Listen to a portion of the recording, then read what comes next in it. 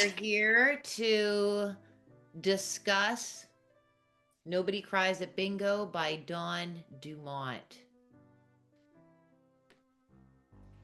Was anyone else kind of like shocked? I did this in my book report that it was like presented, like marketed as a novel. And I was like, well, it's much more like nonfiction. Yeah, it is nonfiction. Yeah. Yeah. No, but it is. when It's I her was, like, life, isn't looking it? into it, I was like, oh, it's a novel. It's a novel. It's a novel. And I was like, no, it's kind of like a memoir. Yeah, it's kind of like a memoir. Yeah. I loved this book so much. I laughed so hard at this book. I was reading it out loud. Like, I'd be reading it, but like, I have to read it. I have to read it. I'd read it out loud to the family, and the kids were like, let's hear more of the book. Like, I was laughing like constantly with this book. Her like kind of self-deprecating, very like sarcastic humor is like totally my jam. Like, just so hilarious when she's talking about the teacher, the like super like angry and abusive teacher. Like, she's so okay. Can I read a quote? This is like that was my favorite chapter. This totally like epitomizes the whole book. This is like her like humor like in a little snippet. So she gets this teacher who enters them into this reading contest and they're not winning, and she's like really angry at them all the time. Also, as a side note, Dawn is an amazing reader, and she's a super reader, and she reads like all the time, her whole childhood. Like, all she wants is a book. She's a bookworm. It's just filled with books. Yeah, I'm just gonna read two short paragraphs because it's just so hilarious.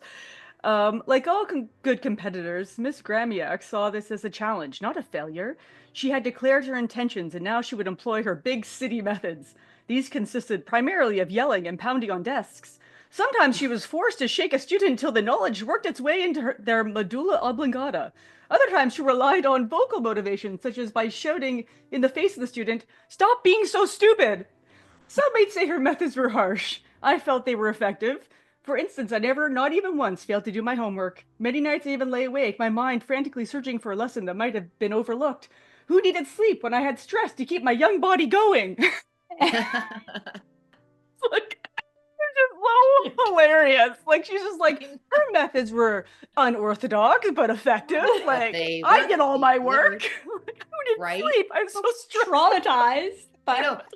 Like, hugely traumatized. Isn't that the same chapter where she starts to say that was the same year that she started wetting the bed again, but instead of owning it, she would roll her sister in it, and it was presented as if it was her sister Celeste that was having the bed wetting. Went to doctors. What's going on? Specialist. And she's like, I don't remember peeing. It's because you didn't. Wake up in the night, push her over on the other side of the bed. Push her into it. Good grief. Oh my god. Yeah, I was saying when I read the book, so the first third or quarter of the book, I was like, it's okay. And I remember because you asked me, and I was like, I don't know, it's okay. But then when you got to like the other part of the book, like once you get through the first third, the last, like the 2/3 of the end of the book, like laugh out loud for me. Like telling people about it, like chuckling to myself. Like, I love the second, like the 2/3 of the book. The end was great. The beginning, I was just like, it's okay. But if you can get, for me, I was saying in my book report, so this is repeating, if you can get through the beginning, you'll finish it because then it's kind of funny. Like, she sets herself up in the beginning for all the amusing stories by the end, in my opinion. Life experiences. Yeah. Okay, well, I have a confession because I only read the first. The only reason I'm here is because I haven't seen Kara in such a long time, so I wanted to say hi to Kara, but I didn't read the book at all. I got to page 20. Sorry. Yeah. It's been sitting beside my bed, but I started reading it, and I was like, yeah, I'll read this, and then I was like, I'm just not into it, and I don't know, and then I picked up a different book, and then I read a different book instead, and then I was like, I just won't come today, but I was like, I haven't seen Kara in so long. I was like, I should come. You can't, like, not come because you didn't read it. Wonderful. I know, so here I am, and maybe I will actually read it then, because I was like, I don't know if I'm going to get into this, but if you said the second, third, the 2/3 at the end are good. Like, you have... Okay. The first third, Mara's asking me, I'm like, I don't know. It's okay. Like, it's fine. It's like just about her life. Like, it's okay. It's just like someone telling about her life. But once you get into it, then it's like she's setting up all the little things about herself so that the end part is even more humorous, in my opinion. Okay. All right. Okay. Then I'll get into it then. You have to, I'll like, push away. Guys, You have to get her voice into your head, because when you hear like her doing it, like it's all like everything is like tongue in cheek, right? Like Yes, everything. the whole thing. If you're thinking of everything, like I love with the Mormons, like even this is even in the beginning when she like the Mormons come to help them and they're like, oh God, and they're like, why are they so nice? And then I also like when she tries to give her sister like the wisdom she's figured out on her own. She's like, the reason you must give money to the people at the church, the priest, is because they're stupid. And her mom's like, excuse me? She's like, well, why can't they get their own money? Like, she's like, she used her like mind to be like, it makes no sense that we have to give them our money. There must be a reason. And there must be, and this is the reason. Just like, because they're stupid. And her mom's like, excuse me? Like, but even like, I mean, the chapter you read, that passage you read, I was like, that's so sad that the teacher was hitting them and like whatever. And worse. Like it was horrible. Bad. But I think the point is like she's looking at her life like as like, look at all these things that happen there, and like if you look at it with humor, like, you know, laughter being the best medicine, like it's absurd, but also like, so she's telling a painful story or several painful stories, but like through the lens of humor and stuff. Like, I don't know, I thought she was hilarious. Like the whole, I mean, for me, it wasn't even the first third, like front to back. Again, everything's a little bit tongue in cheek, and like she's making, like, there's bad things that happen, but like the way her lens, it's the delivery, the way she like tells it makes it so hilarious. Like there was one point there's a kid and he's about to punch one of the girls in the face. He's like, you were not going to punch her in the face, were you? And they're all looking at you being like, of course he was. Like, isn't that what we're doing? We're playing in the playground, like rough and tumble or whatever, like just fighting. And she's like, those teachers don't get us at all. At all. Yeah. Yeah. Similarly, like the way she was even able to like make fun of the fact that she's quite a sensitive kid, right? Totally cries, and how she could just like make light on that. But yeah, like you're saying, everything is tongue in cheek, very sarcastic delivery on all the things, and pretty much all the things are slightly traumatic and then right. And it was during the 80s and 90s as well, so that was kind of like a nice little nostalgic piece. But I didn't have the same strong response that Meredith and Sarah had. Like I almost stayed in the lukewarm, like Sarah, how you said the first third was, or Schweitz, when you were saying like for the first 20 pages, like I'm like, it's okay, but I could have easily passed it along and not finished reading it. I just did because it was my book pick. And it's not that it wasn't humorous, it's just you're just like, why did I pick this book? I think I was searching for, well, what is the main point? Like, why as a reader are we being brought on this journey?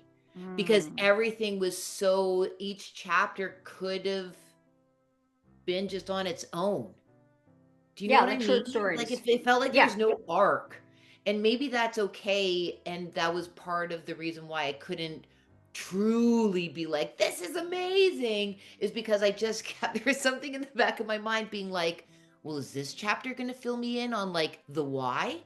Rather than it just being like painting a portrait of her life, you wanted it to be like beginning, middle, climax, like resolution, or whatever. I don't remember. Like, I took English years ago in high school, but there was a formula that they told you had to write a story as. Exactly. And that's not this. It's not. That is not this. And I think this type of storytelling, it's just like, helped me realize my expectation ruined my experience of reading it. Yeah, it wasn't like a story arc. It wasn't like, that's why, and you thought it was a novel. Like this was just like kind of a series of short stories that were kind of a memoir. Yes. Is the best way to describe it. Yeah. Yeah. Isn't that kind of like, Mare, that your book, the graphic novel, wasn't that, I mean, I didn't finish that and one. I also really enjoyed that too, right? Yeah, similar. Yeah. Yeah. And I think I'm But like this one was Kara. less weird. This is less weird. Okay. Hers was Meredith's was weird. Like hers I was like Meredith weird. was like the I like uncomfortable, where this girl's was more like Some of hers were awkward because you're like, oh a god, little bit, why are but you not doing that? so awkward. Like when she would talk to boys. Oh my gosh. I was like, no, just wrap it up. Everybody's your cousin. It's like that. Everyone's your cousin. Don't kiss anybody. Just don't. Even that hot one?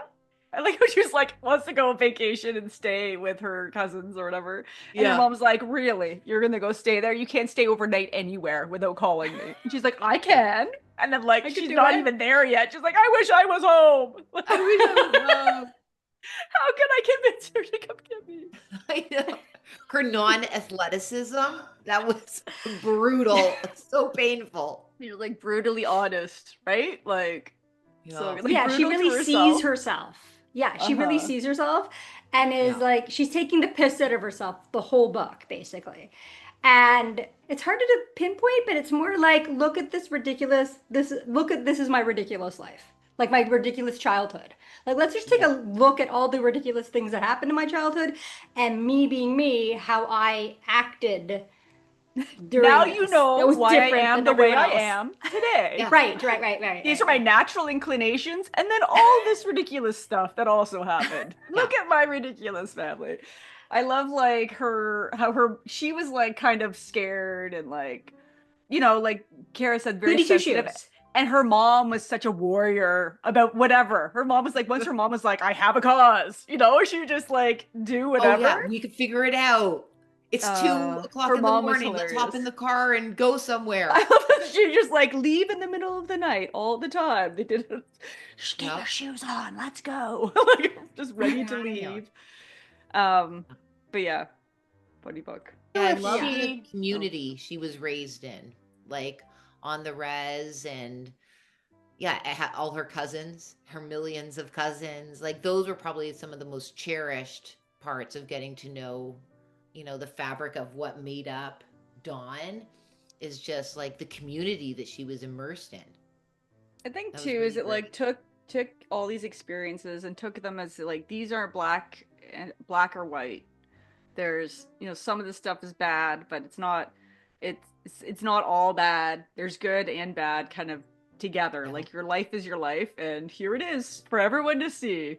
I gotta explain how ridiculous it was. This was terrible, and then she would say it in some hilarious way. Like this is how her humor is, how she like, I guess, processes those things or whatever. Anyway, so when I was saying I was like kind of obsessed with Sarah and I traded books because I bought The Deep, and she bought this one, and then we traded so that we only had to buy one book. I was kind of like, oh, but then I got this one, which is also great. So I will probably reread this book, just like I would like to reread the other book. But I'll just have to wait to go visit Senegal again. Yeah, I'll read it at Sarah's house. You know what that book felt like now that you're talking about it? Because not all the stories, like you have to understand, the stories aren't like only traumatic. Like there was a story where her friends would steal that car. It was Uncle's car. Go joyriding like all over the place and like drove way too fast and they end up flipping it, that was traumatic. They flipped it upside down and could have died. And then but it's like telling the stories of your youth, of the crazy, because we all have those kind of crazy stories that happened when we were young that you're like, I can't believe I did that. Like, those were the kind of stories in this book. Like just when you get together with friends and being like, well, one time when I was joyriding in my mom's car, you know, so yeah, that's what it felt like. Yeah. But then I was just thinking about the joyride and I completely forgot until I started talking about it that actually they did have a traumatic thing happen in the joyride. Like, the car flipped over upside down. Yeah. That was bad, but yeah. No, it was nice. I like that sense of relatedness, like for sure. Just the reminders of like, how did we make it into our 40s here, ladies? Like just because we're Gen Xers, right? Like we went out and about places. We figured things out on our own. And that was actually a really nice point in reading. I found myself inevitably reflecting on some really like similar-ish memories of being like, yeah, how many people did we pile into that one car? Was it 14? Yeah, I think it was 14 people we got in that one vehicle. I don't know. The numbers 13 and 15 like are in my mind. Yeah. People in the trunk, layering people, back seat, and it'd be like, are you supposed to have this guy? Before social media, right? We did all this crazy stuff and there's no documentation, just our minds. Yeah. Like if you did stuff now, it would be like evidence everywhere. Everywhere, evidence of what's happening. Our actions were. Yeah. And I loved how immersed Dawn and her millions of cousins were in nature, like just spending so much time outdoors. And I was like, yeah, that was very much a part of our youth. Like you're just out there. You had a bicycle, get on it, get going. Like, yeah. I was just looking because I was going to ask you guys if you knew about Dawn Dumont and as an author, but did you know she's also a playwright? So she's radio plays. 4 of her plays were produced by CBC Radio.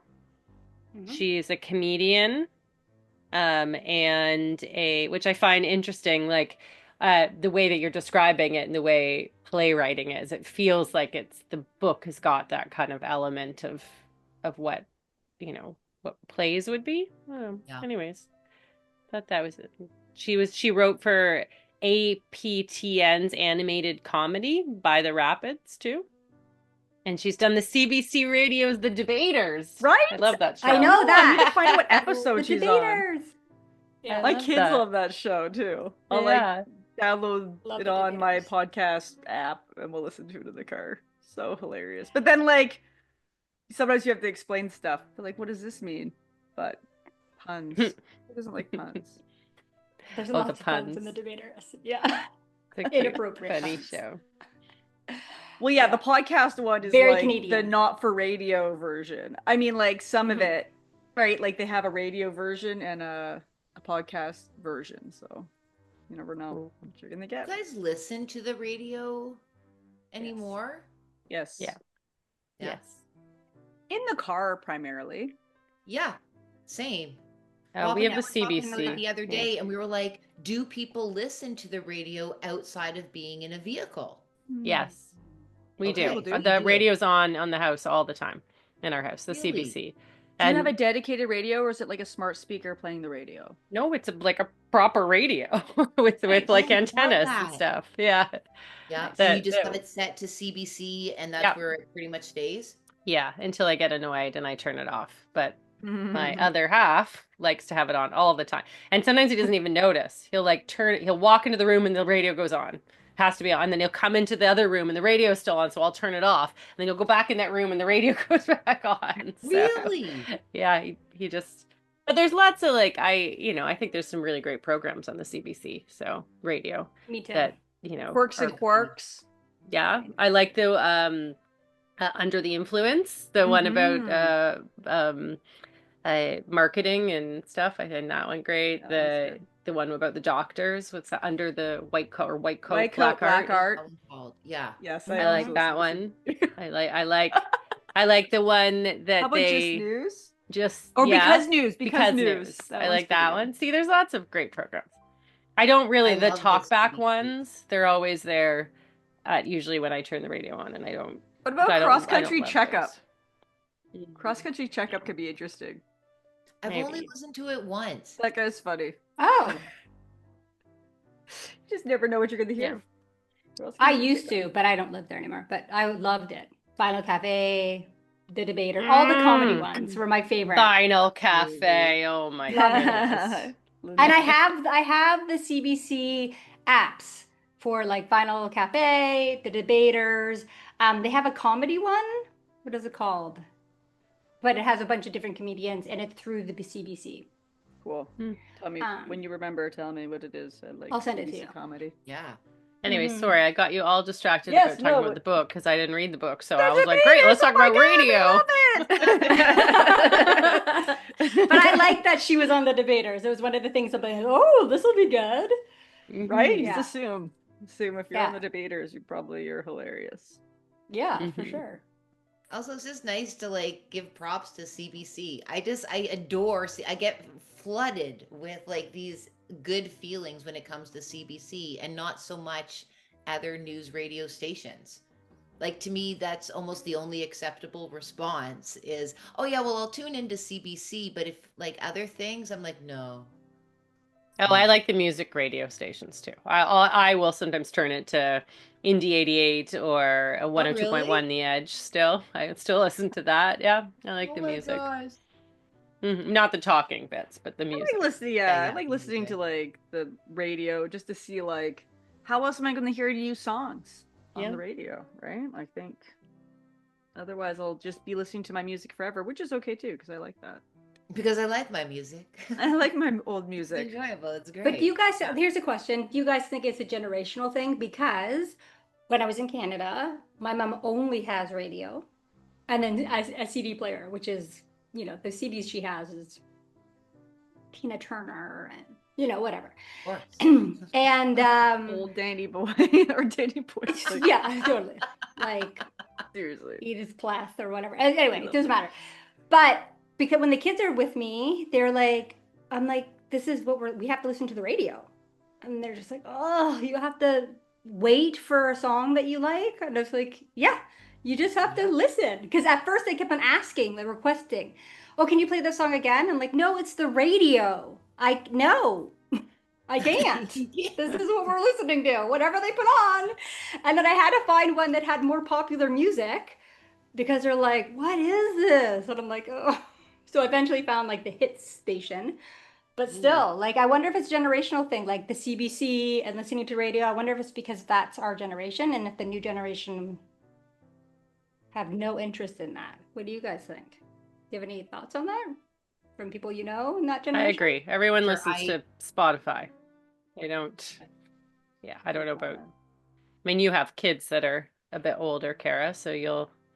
Oh, no, they same, like Spotify. Like they wouldn't even understand why would one want to wait and listen to just what the radio has to offer.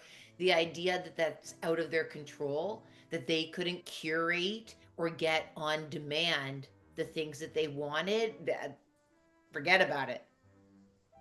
Well, even the TV, like think, you know, everyone does streaming where you're like, okay, well, I want to watch a show. I'll just watch 4 episodes of it. Whereas remember us growing up, you'd have to wait a week. I mean, you still do, I think. Or you have to be home at the right time. Yeah. Right? Yeah. If you're not home at the right then time, you don't get to see it. You miss out. Yeah. You miss out till summer. You have to wait for It reruns. is. Then you don't get to see who's the boss. And you gotta check out the TV guide to see what episode's coming up. And I remember when they did like on the 90210. That was huge. If you didn't see it the night before when you went to school, everyone was talking about it, and you're like, I missed you. But I remember when what PVR or whatever came out with that whole, it was really like mind blowing that you could set something and tape it and watch it at a later date. People were like, "Oh my gosh, that's crazy!" It was amazing, for sure. Right? Well, my mom still does that for TV, and she watches like all murder mysteries, like Hallmark ones, whatever. But she loves the ones that are like from the 90s or the 80s. Like they're so old, these British ones.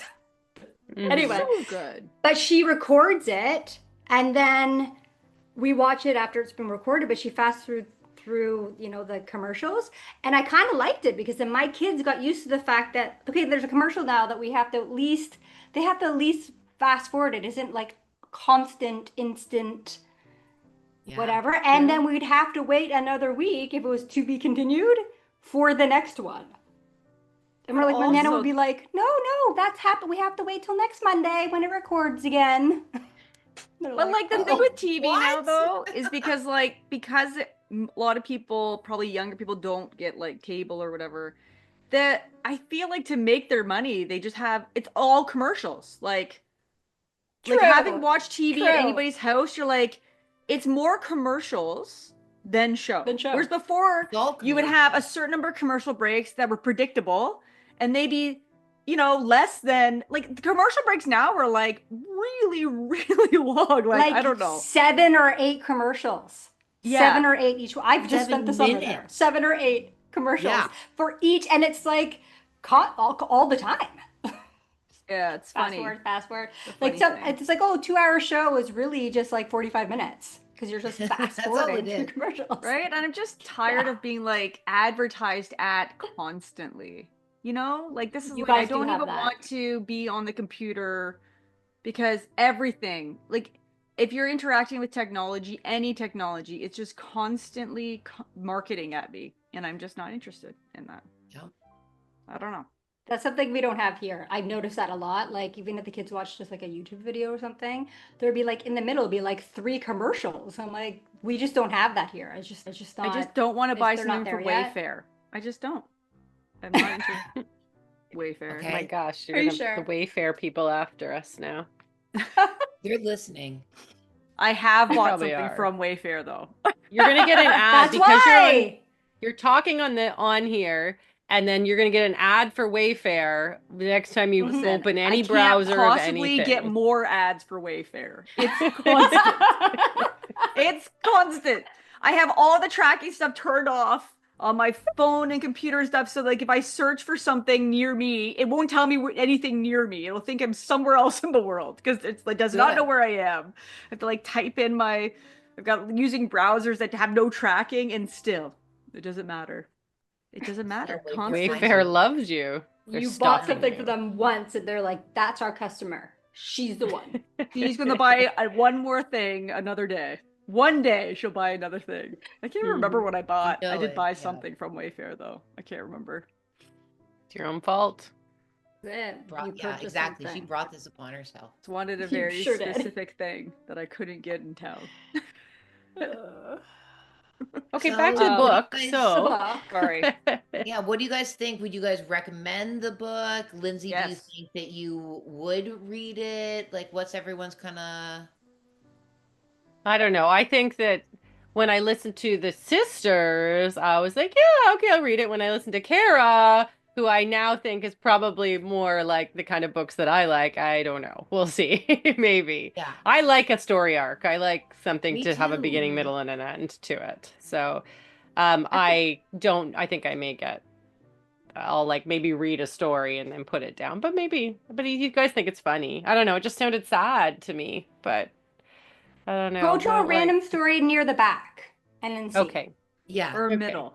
It doesn't really matter. It really doesn't matter. I didn't think the stories at the end were as funny as the stories. Okay, middle then. Okay, I'm going to pick a random chapter in the middle. I will read it, and then we'll see. So, and then I'll decide. You can do that in this book. You can totally just do a random chapter because nothing is talking to itself. Right? Yeah, that's not. I don't know.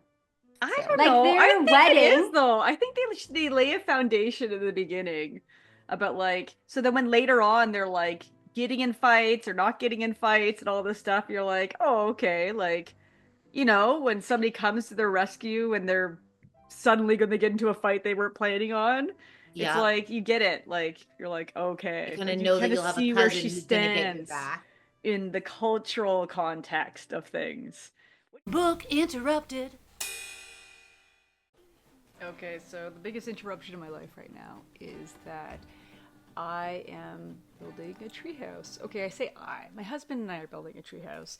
However, this has become my obsession. So it doesn't seem like a big deal, but a lot of people have said things to me, and I think they can be epitomized in like one kind of phrase. This is not directly what they've said, but something along the lines of, why are you doing this? And I think the thing is that when I do something, I kind of can't help but do it more than halfway. So I think the phrase is, anything worth doing is worth doing well. But that also means that this treehouse has taken a lot of hours and a lot of time and mind space. And when I wake up in the morning, I'm thinking about the treehouse. When I go to bed at night, I'm thinking about the treehouse. I've designed it in SketchUp, and I have all of the measurements, and we're really coming to the end of it. It has, this big platform, and it's got walls now and a roof, and next comes the windows and the siding and the door. But it's really coming really close to being done, and I have to be honest, I'm starting to feel kind of proud about it. So it's been a long journey. this is not what I normally do for work or anything. So I've learned about framing and building code, and again, I'm trying to do it well. So hopefully soon I'll have a treehouse that I can have the promised sleepover in with my children, and hopefully the whole family enjoys it for years to come. Book interrupted. What do you think about the title? It draws attention to a certain story, right? Yeah, but Yes. I don't think it was the best story. Like, it was fine, but I think it should have been, I don't know. But I think the question is, why do you think she chose that story as the title? You know what I mean? Like, it must have been important that she's like, question. This story in some way epitomizes what I'm trying to do here. Or maybe it's just hilarious to say, nobody cries at bingo. But like, maybe it has to do with like, life is, what you get out of life is chance. And you can either laugh about it or you can cry about it. And you have to decide. And if you're going to cry about it, don't come back to bingo. Like, just go back, don't cry, and just keep on taking your chances. Sometimes you win, sometimes you lose. Or is that, am I looking too much into brilliant. this? Because that's kind of what... both and. I think I love your last little bit there, like kind of like looking at like, well, why nobody cries at bingo is kind of like the thematic way or the lens that the author looks through in her life. Like, you can take things any number of ways. Things aren't always going to work out in your favor. I also think it's a little bit of her cheekiness, though. I think it is almost like kind of dabbling with playing with the stereotype of Raz life. I think it is somewhat of a nod, saying like, well, this predominantly is a story about an Indigenous woman being raised by the Indigenous community. And there's a lot of stereotypes. And actually, we're going to be laughing about those because some of them I did indeed experience myself. I think also like it also shows her personality, because in it she makes fun of herself a lot for being kind of overly dramatic and overly like emotional compared to her other family members that are like, get a grip. Like, why are you crying? Like Tammy, the youngest sister. I was like, oh dear. Like, everyone was just kind of always like, come on, Dawn, you crying again? Like, but it also, it reminds me of that part. Reminds me of my youngest, who is very kind of like dramatic. So sometimes it's like, I say to her all the time, I'm like, we're not doing the fake crying right now. Like, just stop the fake crying. Try a different strategy.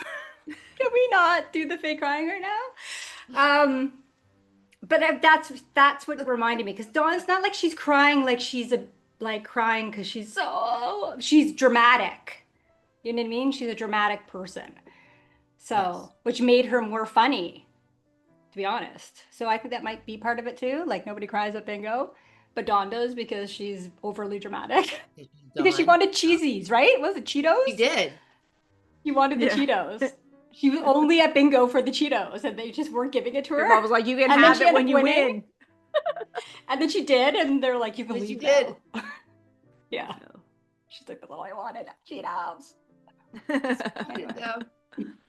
The wedding was funny too, that part of the story. Sorry, what was that? Yeah, different title. Yeah. You think of a different title? Yeah. I think it could have worked pick a different with story. A different title. Yeah. I don't know what, but I feel like that just pinpointing that story wasn't the funniest. There were so many other stories that were way funnier, in my opinion. But yeah. But it sounds like my God, remember when Dawn, her mom decided that when the oldest sister, Tabitha, was a teenager and getting very rebellious, that Dawn had to be like paired up with Tabitha for everything. And like that chapter really caught my attention, like just like how much, and Dawn like in the middle of a party, like socially just so like there are rules here, and Dawn was like not following them. Or like her realization, she's like, I get it. Is this what hanging out and being young and doing stupid things is about? When she had that light bulb moment, she's like, oh, this is why they're doing this, because it's actually fun, instead for being like, let's stop doing this. You're like the fun police up until that moment. Yeah. I feel like, absolutely. Yeah. I feel like something could have been extracted from that to be formed into a title as well. Because I felt like that was very informative about who Dawn is. Yeah, she's like a goody two-shoes bookworm introvert. Totally. Surrounded by people that were like super outgoing and everything she wasn't. Yeah. Everything she wasn't. Like having problems making friends even. Where her sister and both her sisters had such an easy time with all of it. Like she was just so, like, she was like the black sheep of her family. Yeah. Yeah. And how she would try to connect with boys, but it was like, it was just the worst. She would like insult them. Like the ones that she liked the best. Insult them. And I'm like, oh dear. Do you think that like a lot of teenagers, like coming of age, feel like the black sheep because you're still figuring out how to be comfortable in your own skin? Like, how many people do you know that'd be like, I'm the black sheep of my family? And like, the whole family can't be made of black sheep, otherwise that term doesn't mean anything, right?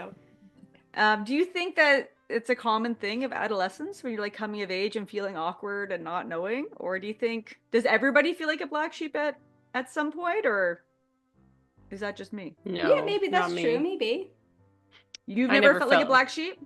My family? No. Yeah. No, I was the eldest, and no. Because I know my brother's always like, I'm the black sheep. I'm like, you're the black sheep? Please. He's definitely not the black sheep. He is not the black sheep. Definitely not.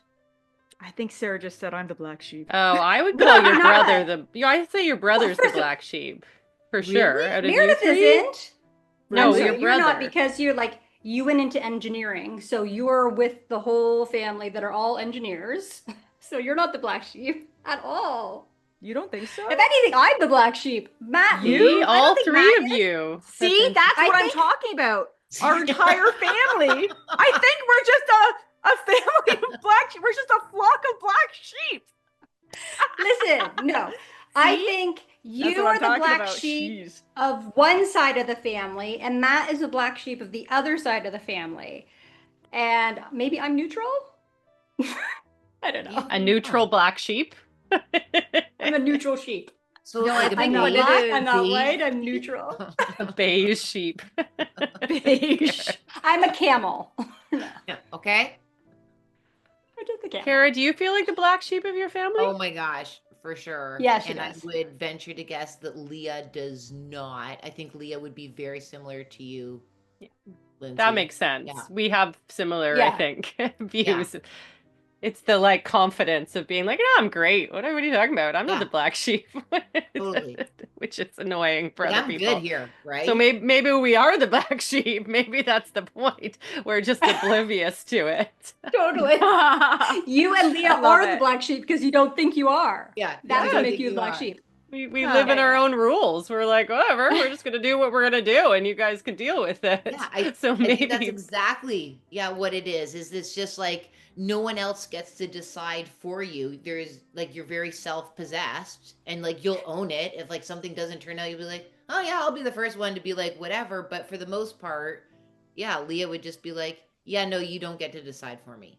Me too. Yeah. So, but maybe that does make us black sheep. Job of like honoring your parents, but also being your own individuals. Well, thank you. That was a nice compliment. I would agree, actually. That is a very insightful statement. I would agree completely with you, Lindsay. Yeah. Yeah. Oh, thanks. But yeah. All right, so our family's compiled of only black sheep. Only black sheep. We don't belong at all. All people pleasers, and we think if we actually act like ourselves around our family, they won't love us anymore, and then we'll be out of the family, so we have to pretend to be something we're not. It's the people pleaser. There you go. That's what you guys all are. Is the people pleasers feel like you're black sheep, worried but the not people pleasers are the ones worried that if we show our true colors, or well, let's say that we will no longer be loved. Yeah. Oh, that's so sad. So Well, I love you all people for your pleasers. beige camel or black wool. totally. Thank you. Just as you are. Isn't that like that's like a rom-com line, isn't it? From Yeah. very cheesy. Just as I you love are. you just as you are. The way you I think the thing is, it doesn't matter if you're a black sheep or whatever. Everyone's just part of the flock. You're supposed to be different. I Everyone's supposed to be a think, little bit though, different. people are more likely at adolescence to feel that way because they're still trying to figure out who they are Yes. outside of their family unit. So I think that's a normal adolescent badge of phase. you know what I'm trying to say? What do they go? Badge of honor or something for adolescents? No, just like a transition where you're just like, Yeah, I don't know. I think that's a normal trying to figure out your individuality apart from your parents. That drive to forge your own path. Right now. I'm getting that a lot right now with my 13-year-old. Yep. Awesome. That's Yes. lovely. We call her the ghost child because we never see her. No. Ever. Where is she? I don't know. Not here. She doesn't want to participate at all in anything. Well, except for when Auntie Schweitz is there, then she participates. True. Yeah. That's nice. Outside the family, she participates. Inside the family, she's a ghost. Okay, so that's all the time we have for now. Any last thoughts, and we'll move on. Last book. Yeah. No, read the book. I love this book. Read the book. Hilarious. That's it. Laugh out loud. Okay. There you go. Bye, guys. If you've enjoyed these video highlights, listen to the full episode on our YouTube channel or wherever you get your podcasts. Remember to like and subscribe and ring that bell to be notified when new episodes are published. Find out more by going to www.bookinterrupted.com. Never forget, every child matters.